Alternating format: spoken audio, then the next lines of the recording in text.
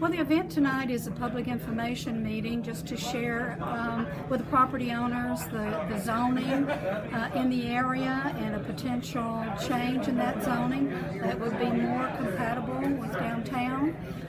We want to be able to develop the area, and one of the things in moving forward is looking at the zoning. And the current zoning, while it does allow for development, it is not as complementary to downtown as we'd like to see. We don't want to create another Broad Street. That's not the objective. It's about just making something that is comparable, that has a lot of the same uses, that hopefully housing would develop here. There would be more retail that's here. So that's the whole purpose of the meeting.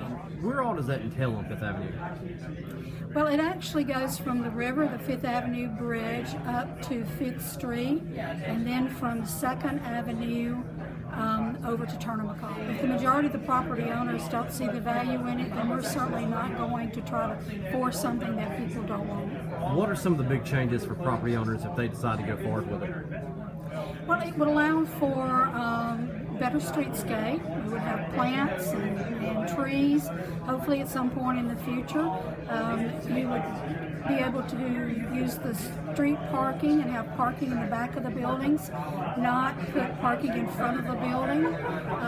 We want to see the buildings stay flush with the street and be able to have all the parking off street, majority of the parking off street. So those are just some of the simple things that would happen. What's next?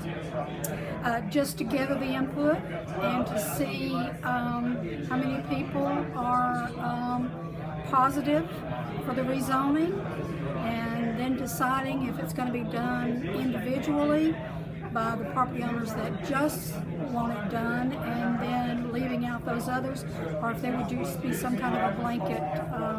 So right now it's just gather the information and process that information before we make a decision.